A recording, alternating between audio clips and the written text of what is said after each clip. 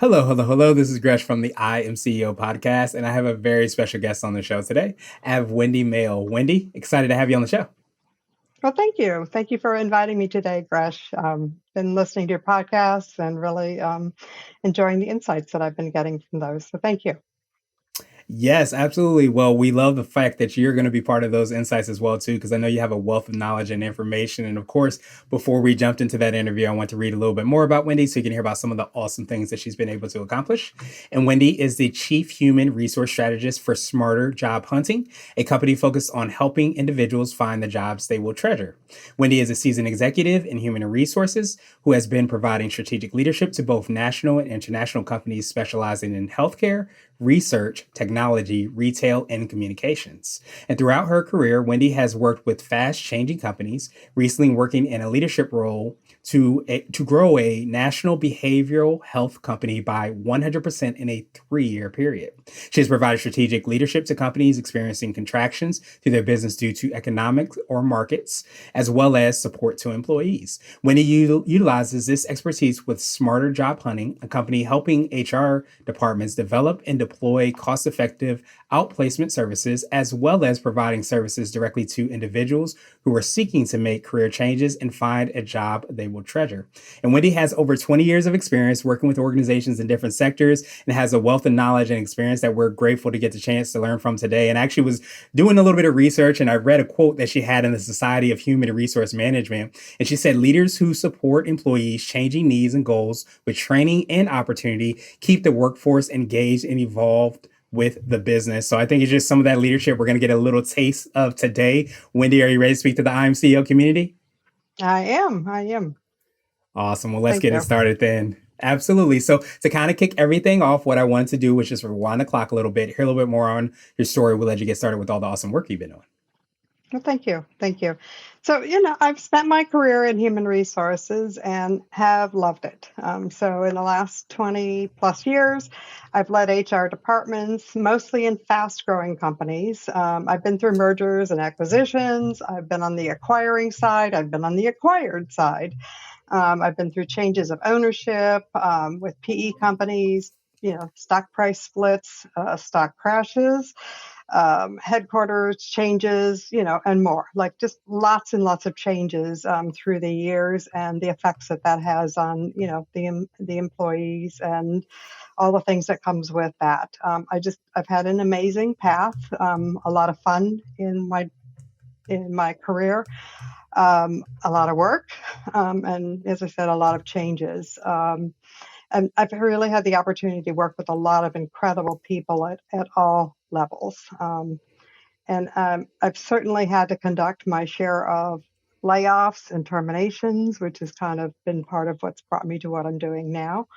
And about 2 years ago, I was running the HR department for a national healthcare company that was growing just at a crazy, crazy pace, and the company was for sale. I don't have time to breathe, just like it's so, so busy. I went to an art opening and I'm meeting all these artists there and, discussing their work and having a really nice evening. And I meet this couple, and it's Stuart Rudolph and Janet Algren. And they've been long term followers of one of the artists there. And so they know who I am, but I don't know who they are at all. And why this is notable is that most people will tell you that they do everything they can to avoid HR. So they know I'm an HR person, but approach me anyhow. So it's kind of comical for me. So as we're talking, Stuart and Janet tell me about this book that they've written. And after a little bit, they asked me, will you give us some feedback about the book from, your HR expertise? And so, as I said, at the time, I'm up to my ears in work and I'm thinking, I don't have time for this. But sure, you seem like really nice people. I have no idea like what amazing backgrounds they have or anything, what their career paths have been or, how they came to write this book. But I'm like, okay, sure, I'll read your book. And I make a commitment to do it. And so anyhow, I start reading the book and I'm like, ooh, these people have something here. They're just, as I'm reading different chapters and, they're just really on target. and are really just hitting a lot of things that just are very much um, on pace, on track with things that I've been saying to people and things that I very, very strongly believe. And I'm, so as I'm reading the book, it's really, really hitting home with me. So, to me, Smarter Job Hunting is not just a book. So Stuart, Janet, and there's a third author, Dr. Christopher Hartz, have presented like my philosophy about why people work and why they should choose what career they are working in and where they're working and how to find a job in a better way in today's market, which is very different from previous markets. So there are chapters that just mirror the things that I've been saying when I've been counseling employees for years, as well as, how do you find a job now, which is different than it's been in the past. Um, so I'm reading this book and it's really, resonating with me, with my personal philosophy and things that I've been saying to employees. And I'm thinking back to different scenarios and situations I've had with employees where, I've been either counseling people about their jobs and how happy they are or miserable they are at work, or, going through terminations. And I'm thinking, kind of wish I had this, this would have been great to offer to this person or to that person, as a good path for, here, read this book, go through these exercises. So fast forward a couple of months, the company where I was working sold. I'm no longer working there, which is typical with the executives when a company sell. And I'm taking some time off. I'm a grandma for the first time. I'm taking some time off and enjoying that and thinking about what do I want to do next. And I decide that what I really want to do, rather than just take another traditional HR job right now, is I want to work with people and help them figure out how to be happier in their work lives. And that means finding a job, finding a career that meets their personal goals, their professional goals, not just their financial goals, which is what Smarter Job Hunting is all about. So I've now teamed up with a group there with Chris, with Stuart, and with Janet, and we are through Smarter Job Hunting working with HR departments and offering them the Smarter Job Hunting services through outplacement and helping employees that are losing their jobs find jobs that they're going to love. Nice. I So absolutely love that. I love that story as well too. It's almost like, when you're going through your life and you feel like you're sometimes speaking your own language, your own foreign language. But I love how when you started to read the book, you connected with them. It's like they're speaking the exact same language and you're on the same level and you're just like coincide with the things that you're thinking and the things that you're doing. So I think it's awesome that had that experience and been able to find people that, sounds like have that exact same, mission as well too. And you're able to kind of marry both those things together.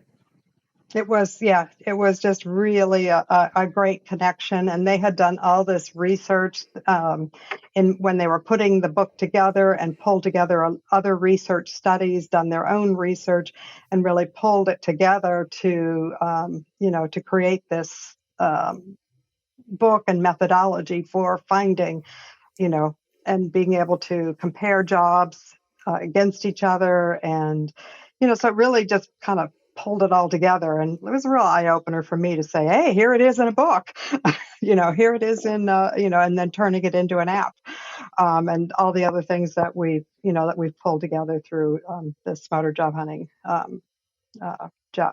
company. So it's really been great. Yeah. You're right. Yeah, absolutely. I love that. And, I often say that, as much and as important it is, of course, know, what we do. I think what you really nailed home and what really, resonated with me was the why you do it, the helping people to be more happier, with their lives. And, since we spend so much time at work, I think Hmm. having those two things married together is absolutely huge. So I wanted to drill down a little bit more. I know you touched on a little bit, hear a little bit more on how you're working with serving your clients that you work with. And maybe hear a little bit more on what you feel like kind of sets you apart and is part of that secret sauce that makes you or the organization unique.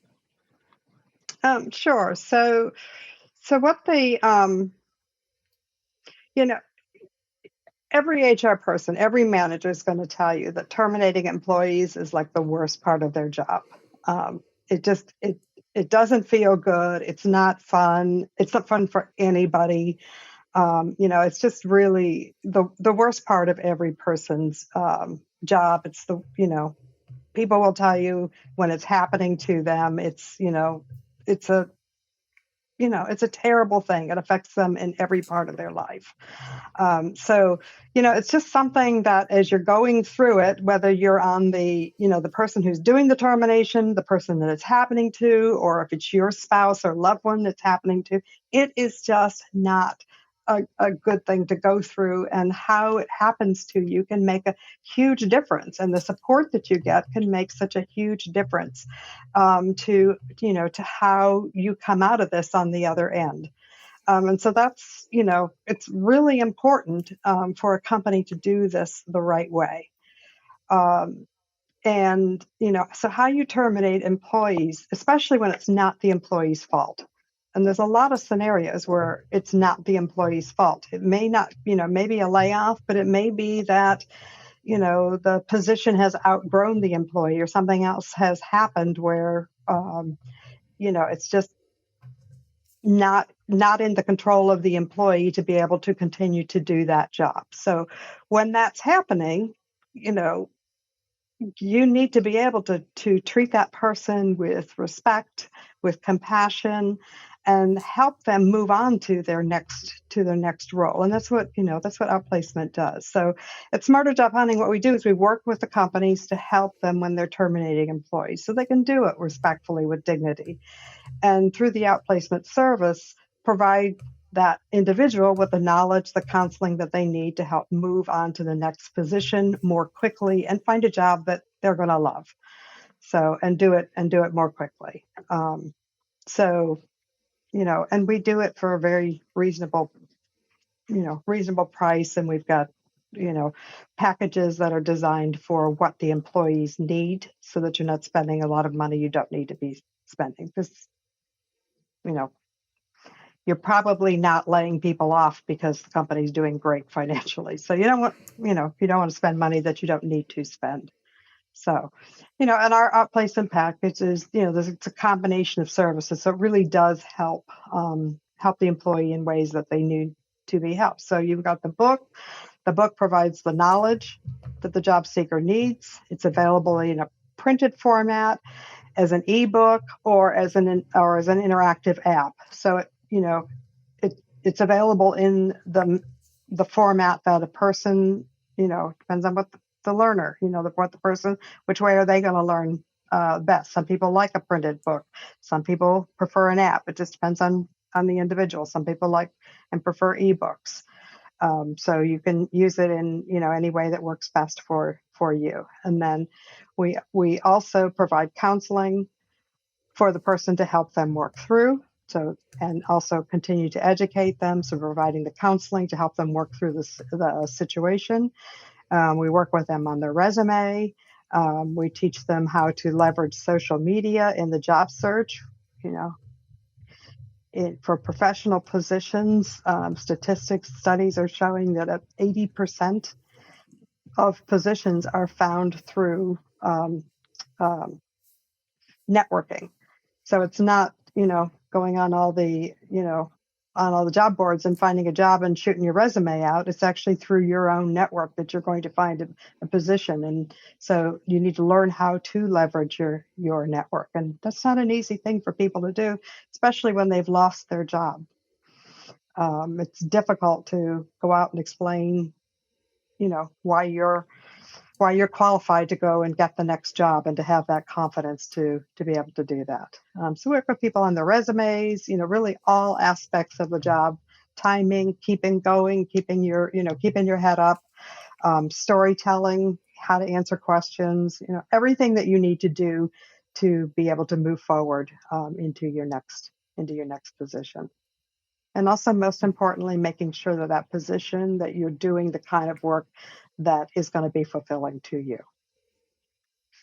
Nice. Well, I appreciate you sharing that. And I say so often that we forget about like the human aspect of business. And as somebody who has been laid off before and who wishes I could have spoken with you, Wendy, at the time, even though I feel like I ended up in an okay space, that confidence piece that you talked about, like even the whole psychological piece as well too, of like not having that position. There's so much that's involved when that happens, like you said, for the employee and also for the employer as well too. I imagine there's a lot of things. So I Hmm. appreciate what you all do, and having the book, having the app, having the services that you all provide as well too, because I think meeting people where they are, for one, is super helpful. But I think so many times we think of bringing somebody on board to the organization, make sure they excel, but when that chapter comes to an end, for lack of a better term, having those tools and resources to help out those people and remember the human aspect, remember how that's building your culture, your brand, so many things. I love what you all have been able to do, because I think it's something that is often overlooked and glossed over. So I appreciate all that work that you all are doing. Hmm. Thank you. Thank you.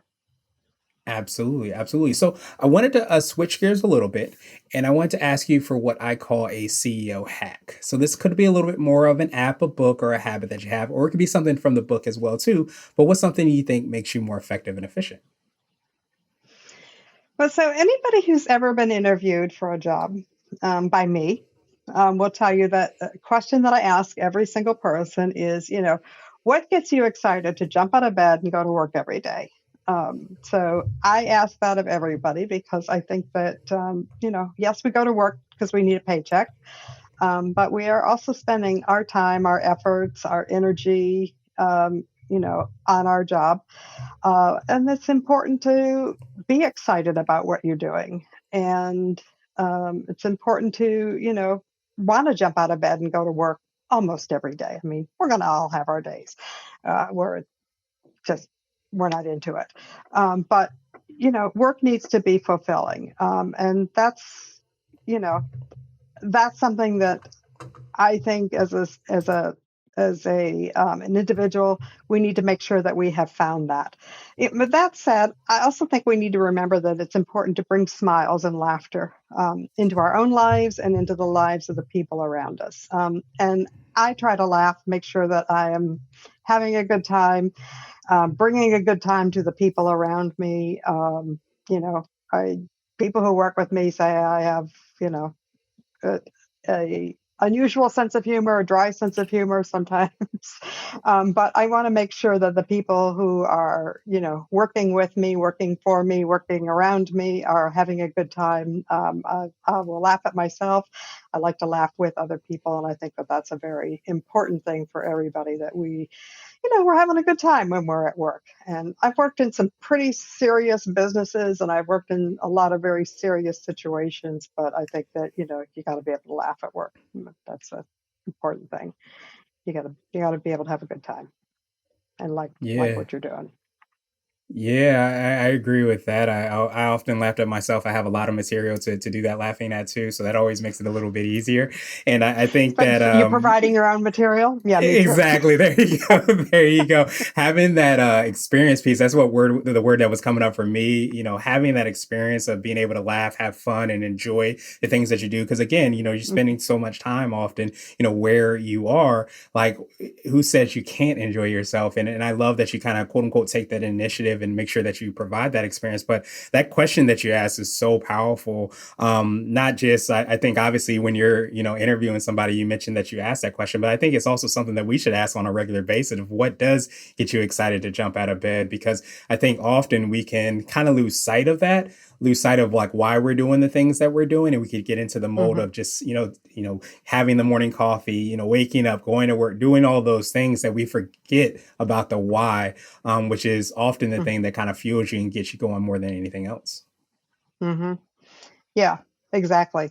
And the other question I like to ask people is, what are you doing now that you absolutely hate to do? Because I think that's a really telling question about, so, um, and why, so why are you still doing that if you really hate doing it, and what is it about that? But yeah.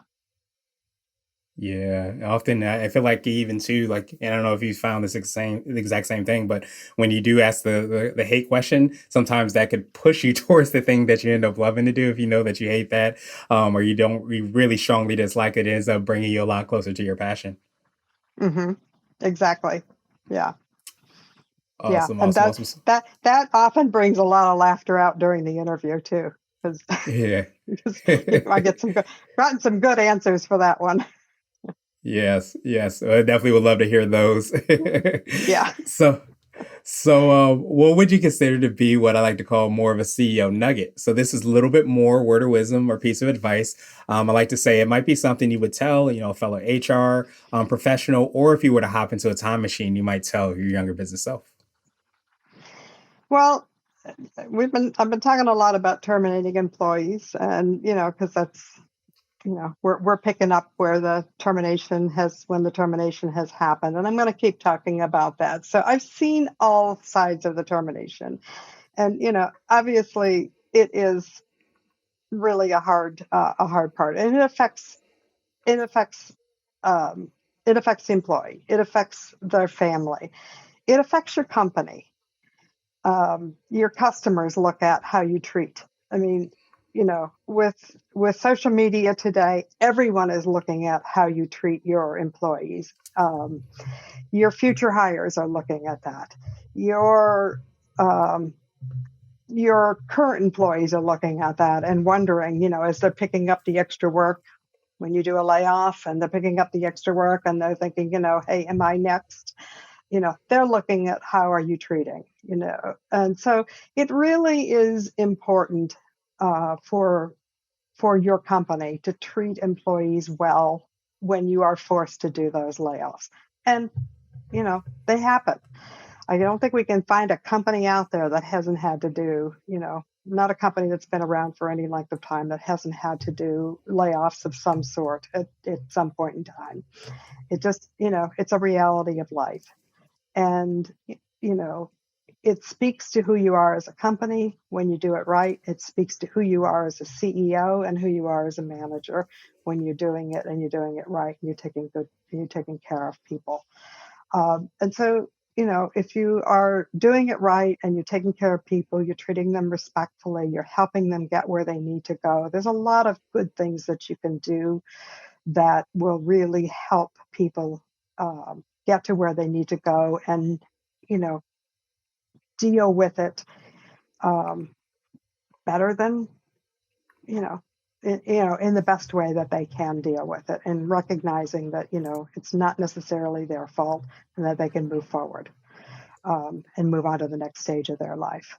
And I, you know, early on in my career, I got to say, didn't handle these as well as I've had been able to later on in my career. But, being able to provide the additional services afterwards, is just very helpful. And I think that, we all want to be the best managers that we can be.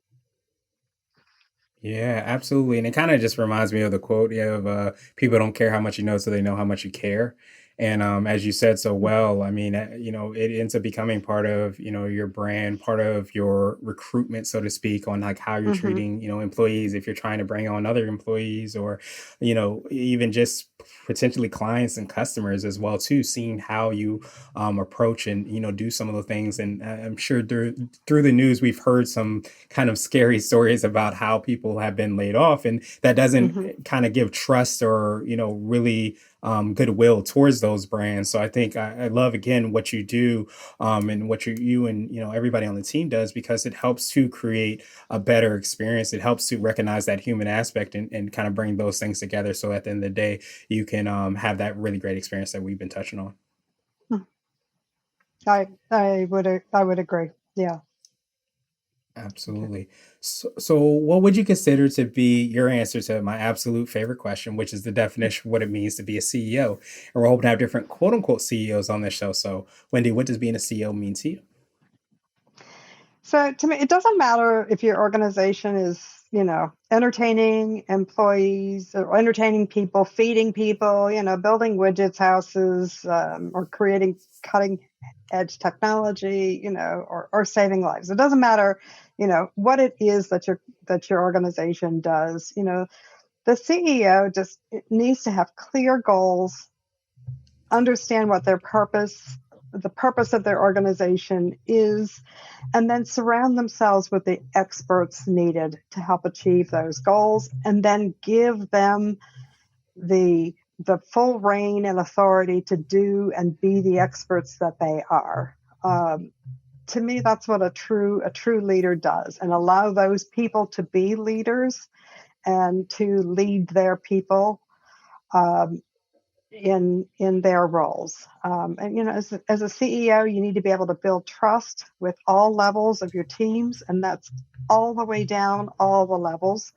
There and allow those leaders at all levels to be the best for their own teams. You've got to be a listener so that you hear your people, you hear your customers, your shareholders, and that you are responding to their feedback, in your decisions, and also that you're communicating back to them so that they know that they're being heard. You may not be agreeing with them all the time, but at least responding back, and that they know that they've been heard and are acknowledged, and that you're listening. And really, to me, it comes back down to you're supporting them, and so that they can do their jobs, and that you're listening, and that Yeah. you've got your goals clearly outlined, and that you're moving forward with those goals, and when needed you're listening and able to change those goals. Yeah, absolutely. I love that definition, especially, being clear on those goals, having that purpose. But what really kind of stuck out to me is that word trust that you talked about, and how a lot of times it's finding those experts, finding those people that are really great at what they do, but it's also allowing them to be that expert. And I think that starts to build that trust as well too. And I think for any leader, it's so important, of course, to get the quote unquote the right butts in the right seats, which I think comes from good to Hmm. great. But I think it's even more important to make sure that we can kind of get out of the way as leaders to make sure that people can flourish. They can feel like they're trusted to do really great things, and sometimes do not so great things, but still create that environment for them to succeed. So I love that kind of holistic definition, because I think it's something that we can often gloss over and forget about, like how important that is and how many steps it takes to be able to create that phenomenal environment where people can exceed expectations.